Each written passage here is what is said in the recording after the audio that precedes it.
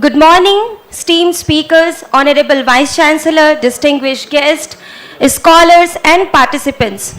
It gives us immense pleasure to extend a warm welcome to each one of you present here to the 6th Annual National Conference organized by Rastriya Samaj Vigyan Parishad in collaboration with Atal Bihari Vajpayee Vishwavidyalaya, Bilaspur, Chhattisgarh. I kindly request our respected Honorable Vice Chancellor, Professor Arun Divakar Nath Bajpayee, to welcome and honor to Professor Dhananjay Singh by presenting him Saul Shrifal bouquet and memento.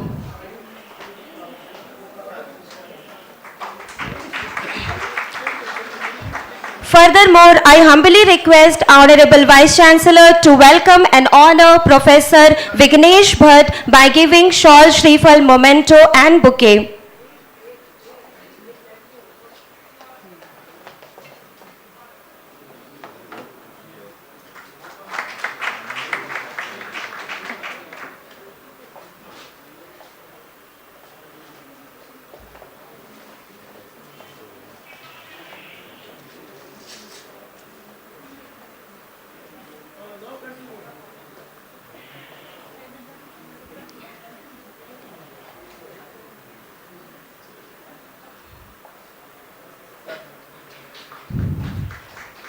And once again, I would like to request Honorable Vice Chancellor to extend a gracious welcome and honor to Professor Sheila Rai.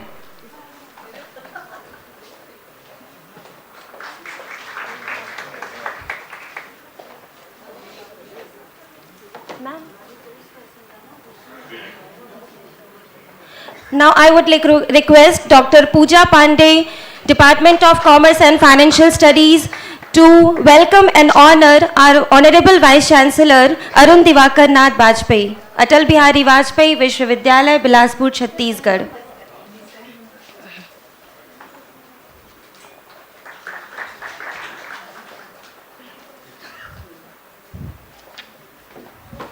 To begin with this session,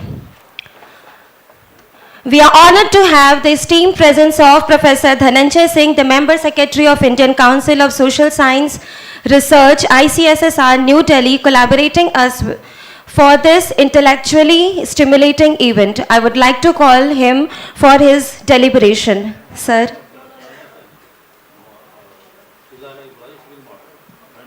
Okay. So I would like to call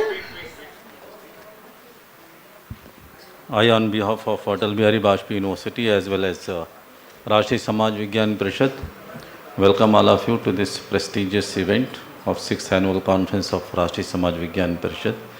And to begin with academically, we are having lecture by Professor Dhananjay Singh ji, and the session's moderator is Professor Sheila Rai ji. I request her to please moderate.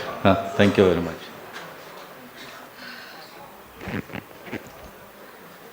आप सबको नमस्कार।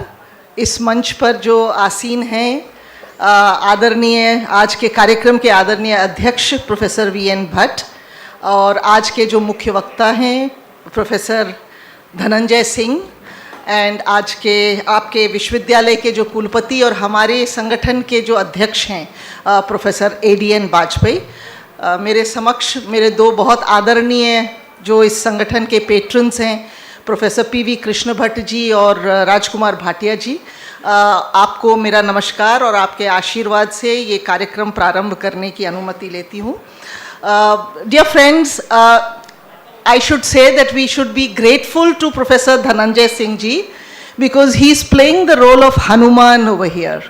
And why I say he's playing the role of Hanuman? Because due to certain unavoidable circumstances, we had to make minor changes in the program for the inaugural session. So we thought that, and Bajpayee ji considered it befitting that rather than have just a 5 minutes or 7 minutes discussion, deliberation by our scholarly member secretary, might as well give him some more time so that he can deliberate on a subject and apprise us with how he thinks about it. So he will in general kind of ignite our minds and give us a view of how he thinks about the subject. Before I invite him onto the dais, because I've been given the responsibility of a moderator, I would only like to just introduce a few of you, especially the youngsters. Please take inspiration from him. He's the youngest member secretary ever in ICSSR. And his scholarship is amazing. For his young age, he has acquired and achieved much more than what we senior people would have been thriving for. So, a gold medalist of Inaugural University, Professor Dhananjay Singh, right in the Northeast, and then did his MPhil from JNU and his PhD from JNU. He taught in a few colleges, and mind you, dear friends, getting admission in JNU for a person from remote areas like Itanagar and doing exceedingly well there. After that, joining Delhi University in different colleges to teach there. He taught in Aurobindo College, he taught in Satyavati College, and eventually, as fate would have it and his merit deserved, he got appointed in JNU in the School of Languages, Literature and Culture, where he not only taught and helped people to research, he also performed in different administrative capacities as rector and as proctor and dean, etc., and also became the chair of this department. He has been editor of Encyclopedia of Indian Poetics, and that's not a small achievement for a person of his age. He has also done an Indo-Irish anthology, also he was editor there. He's worked on comparative poetics. And he's been, if you go on to ICSSR website and see his CV, you will be inspired and you will be also happy that we have somebody as young and scholarly as him giving guidance to the ICSSR. And he has been made the member secretary of ICSSR because of his achievements, and also he is visiting faculty in many European and American universities, etc., across the world. And as member secretary, being a member of that council, I can vouch for the fact that we are so energized, and he is doing things which have not been done up till now. He's carrying the legacy forward and elevating it to much higher levels, and his area of research is amazing, and I'm sure we'll get an insight into it. Professor Vignesh Bhattji, who is also our vice president, again scholarship personified. He belongs to Shimoga, and he has studied from Dharwad. He's done his PhD from Pittsburgh University, and again an MPhil from JNU. So the JNU tag always kind of gives you that credit for your scholarship. And he is visiting professor in the University of Houston. He has written prolifically. He does a lot of research in the Indian knowledge system, and he is a very voracious reader and a very intellectually blessed scholar. So we are glad that we have you, sir, not only in the organization, but you would be chairing this session. We are indebted to you.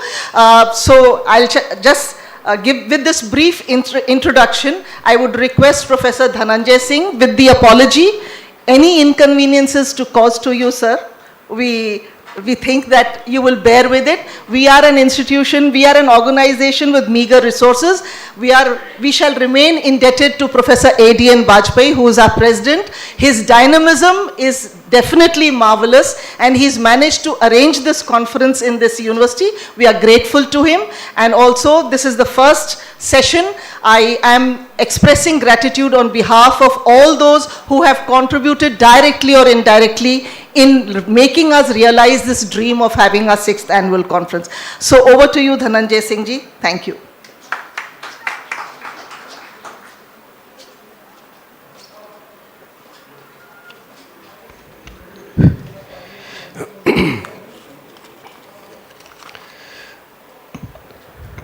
आदरणीय माननीय Krishna Bhatt ji, Rajkumar Bhatia ji, Sheela Rai ji, Vignesh ji, Edin Vajpayee ji, and different faculty members and deans and HODs, researchers, students, friends. Overwhelmed by the kind words of Professor Sheila Rai ji. Of course, Hanuman ji is my Atithya, but Hanuman ji also needed a Jamvant, obviously, to remind him that something is possible. And I was overwhelmed. I don't deserve all this. It just happened. I'm primarily a son of a farmer, a Shiva Bhakta from my childhood, and somehow he's made things possible. Given responsibilities, it only brings humility. Coming to the subject, obviously, and so congratulations to RSVP and to the university named after one of the great luminaries, statesmen, philosopher of India, Adarniya Atal Bihari Vajpayee ji. It's a huge honor to be here today morning, and also I'm overwhelmed by the fact that great people who we saw as students like Rajkumar Bhatia ji during our student life in JNU of social and activism, to speak before them is also, it makes you conscious of the fact that perhaps you should be listening to them rather than speaking. So thank you so much. The subject obviously is of great relevance and significance.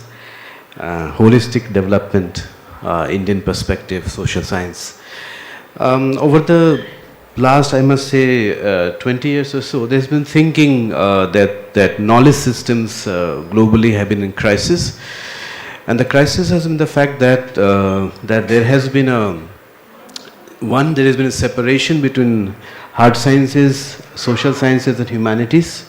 Secondly, the research methods and the research ideas somehow of hard sciences and natural sciences as methodology traditionally dominated the social sciences. The very concept of scientific method, therefore, reason, rationality, observation, experiments. The methods of hard sciences, natural sciences came to somehow directly or indirectly dominate the social sciences, and the methods of so-called social sciences, objectives of social sciences, dominated the humanities. So in the last, let's say, 30 years or so, I come from humanities, so 30 years or so, the idea was this, that literature, sahitya, disappeared from the literary cultural departments. हम theory कर रहे थे. So Jacques Derrida, Foucault, Lacan, Freud, Western tradition. हमारी tradition की तो बात नहीं होती थी.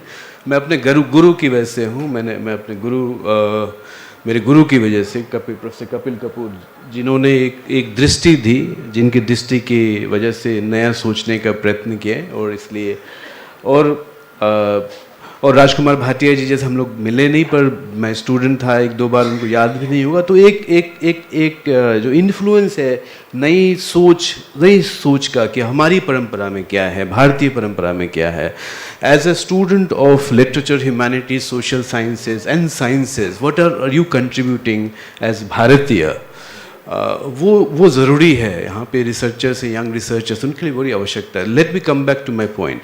सो humanities was also dominated by social sciences dominated by natural sciences, and therefore in humanities classrooms and humanity research, all that you had to prove was this, that well, there is a theory that originated with Derrida was very popular in generations before me, as Professor Kapoor used to say that every answer used to end by saying as T.S. Eliot says.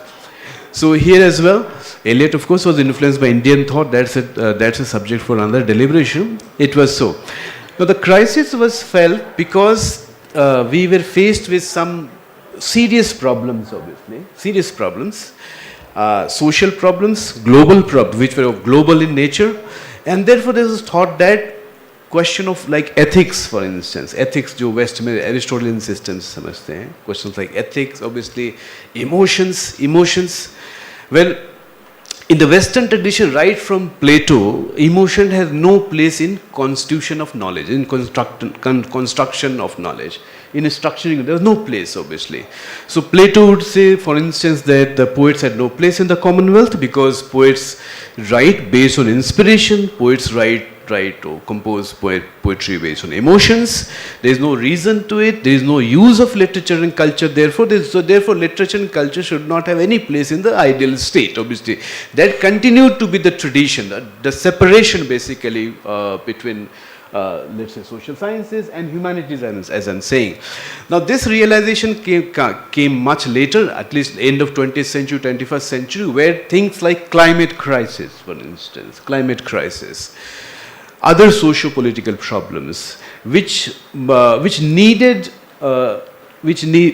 important that human sciences, in fact, being human, is at the core of intellectual pursuit, is a core of research pursuit.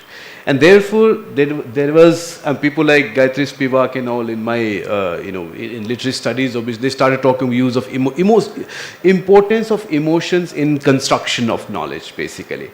So the realization was this, that humanities, social sciences and hard sciences cannot be separated.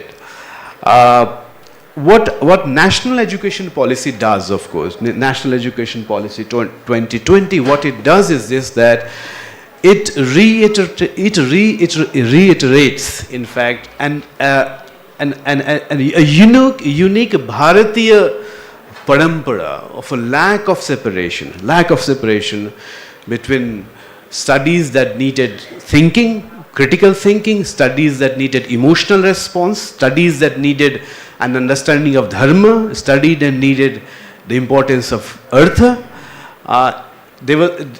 All these were inseparable in the Indian tradition.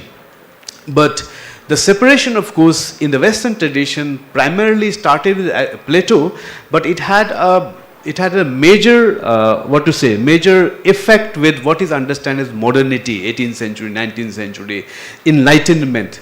Descartes, for instance, 17th century, 18th century, of which 1637 is the year when he writes his discourse on method.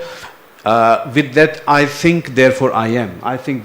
That division between what understand as matter and mind was responsible for a pursuit of matter, exploitation of matter, based on the great ability that human mind had, progressive ability of human mind, obviously, creation of progressive science, obviously, transformation of society based on reason, based on science. Now, that separation of mind and matter led to a problem, obviously, as you know, and the zenith of the problem was World War I, obviously. World War I, where human mind, made, and its great potential, of course, created machines to kill. And that is when post-World War, there is a rethinking, obviously, what we understand as post-modernity. In the Western tradition, the post-modernity, these distinctions get challenged. The whole notion of history gets challenged in the West by people like Hayden White, where is historical method possible? Is historiography possible? Can there be objective history? हमारे यहाँ ये तो परंपरा शुरू में है, इतिहास की परंपरा जो है शुरू में है, that distinction does not agree. Now, what happened in India and why, therefore, NEP is a great moment. It's not simply a template, for instance. It's not simply a policy. It has a great importance in the large civilizational journey of this country. Why? Because you see, Chanakya, Kautilya in Arthashastra, when he's talking about how a prince should be brought up, intellectually a prince should be brought up. And what Kautilya says about prince, of course, is the political leadership in terms of not power as it understood in the West. Power, energy, of course, in Kautilya's system is the intellectual preparedness to serve the people, Chanakya in Kautilya says that wrongly impressing or casting or giving negative impressions on young mind, on young innocent mind, is the severest of crime.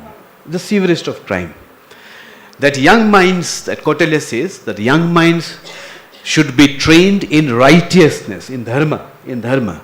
They should be kept away from adharma, unrighteousness. And there's no severer sin than this, or crime. He uses the word, English translation is difficult, but he uses both words, crime as well as sin. In our context, based on what is usually understood as post-colonial studies, I believe, and I continue to believe, that there has been a strategy, obviously, to control the young minds of India, of Bharat, not directly, but through the discourses, obviously. Discourses of dissonance, discourses of difference. If we read Kautilya's Arthashastra, there is no greater crime than this, than the education that the young Indians, young Bharatiya inherited after 1947. And national education policy sets that right. It sets that right by making us aware of the fundamentals. What are the fundamentals of our education policy? Our education philosophy, the fundamentals of how we understand the individual and the society, the self and the Samaj. In social sciences today, and we all know the 17 SDGs of the Sustainable Development Goals that Bharat accepted in 2015, right?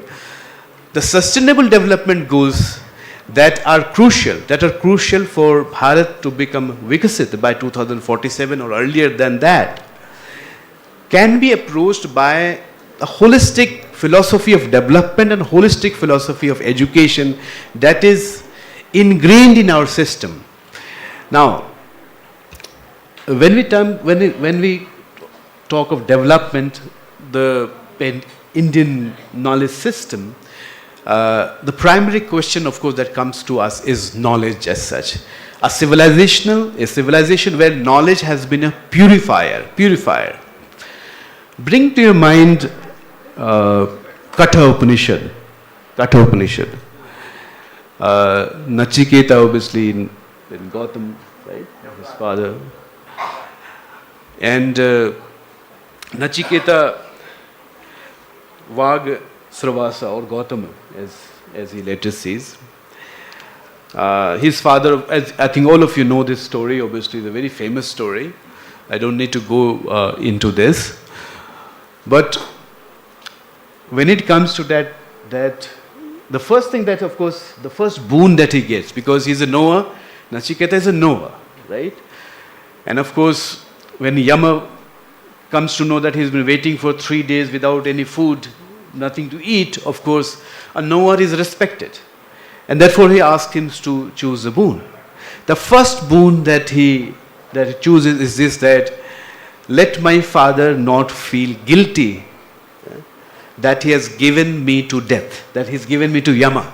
Let my father not feel guilty. Let my father not be angry. Let my father have peace. Now this is the knowledge civilization that we are.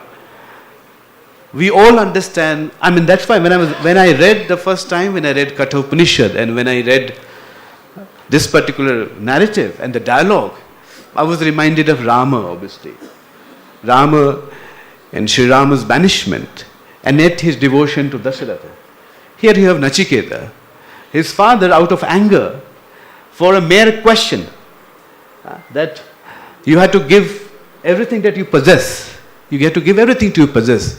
Giving everything that you possess is an epitome of seva. Giving everything that you have possess also comes in Kautilya's Arthashastra. Who will you give me to? He says, I give you to death. Coming by, if you understand this in what is normally understood as a modern Western tradition, where the empirical self of experience is all, right? A son will never forgive a father if the father gives more property to the elder son than to the younger son. Here, the father has given the son to death, to Yama. And the first boon, he gets 3 boons. The first boon, going by where we are today, in the modern civilizational context, the first thing the that the son would have done is this, that do something to that old man, he's senile, he doesn't, no longer deserves to live, right? And bring me all the wealth, because I've got it by my own abilities. First thing he wants is this, that bring peace to my father, let his anger be over. He says, okay, I'll have a messenger sent to him that you are free of death. The important point is of discussion, important for us, is where the third boon comes, of course. And he says that what would you like to have? I gave you 3 boons. And then he asks questions about immortality and life. What happens after death? The question, if Yama answers this question, then Yama of course thrives in mystery, of course, that nobody knows what happens after life. And therefore Yama lives by this mystery. He says, no, take anything you want. Take all wealth, take sons, grandsons, whatever you want. Take all material, take whatever you, cattle, land, whatever you want. And he also says that take beautiful women. Take beautiful women with chariot. Think of a civilization. We also know of a civilization which says that if you kill people, then you will meet hoors after death. Here he is giving hoor, that take hoor in the sense that he says take maidens, take beautiful maidens, but don't ask this question. Yama says, no, I don't want any of this, I want my answer. Now that is a tradition which considers knowledge as far more superior than anything else. We come from that tradition. And it's unfortunate that all our social sciences methodologies are methodologies that we have adopted from the West, that we have drawn from the West. One question that we should have seriously rethought, something that's happening in Africa in a big way, is what is Indian social science methodology? You draw methodology from experience, empirical studies, you go to people, ask people, get knowledge from them, categories, concepts from society, living practices, or you have the great intellectual tradition with great many texts. That's what we have. But we do not, we have somehow been using methods. Methods also ऐसे हवा में तो नहीं आते ना, न्याय है, न्याय की परंपरा है, न्याय के हिसाब से अगर आपके प्रमाण सच है, सही हैं, और अभी समझते हैं कि प्रमाण अगर सही है तो फिर जो ऑब्जेक्टिव ऑफ रिसर्च है, नॉलेज, वो उसकी पूर्ति होगी. क्या हम प्रमाण को अपने समाज के परिवेश में क्या उसको टेस्ट करते हैं, वो बहुत बड़ा सवाल है. हाउ मच टाइम है? 2-3 मिनट में. अच्छा. सो the other question, of course, is interdisciplinarity. I was talking about the distinction between discourses. आप कोई text ले लीजिए. Since I come from culture studies, Natyashastra, or I mentioned अर्थशास्त्र. In अर्थशास्त्र, when Kautilya begins अर्थशास्त्र, of course he names the three, the Vedas. The Vedas, because the Vedas are manifestation of all that exists physically, as well as what is termed normally as spiritually. The mental world, the world of, they are the fundamentals of Indian tradition, Bharatiya Parampara, obviously, are important for us to rethink and therefore develop our own structures of knowledge, objectives of knowledge.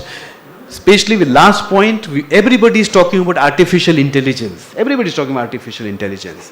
Natural intelligence, artificial intelligence is going to take over. If any civilization has an answer how to cope up with artificial intelligence, not simply computation कि artificial intelligence जो है गैरिव कॉस्परोव को computer ने हरा दिया, not that, but the fact that artificial intelligence is going to overtake human brain. If that is happening, if that is possible, only Bharat has an answer to it, because no other civilization has thought about intelligence so deep.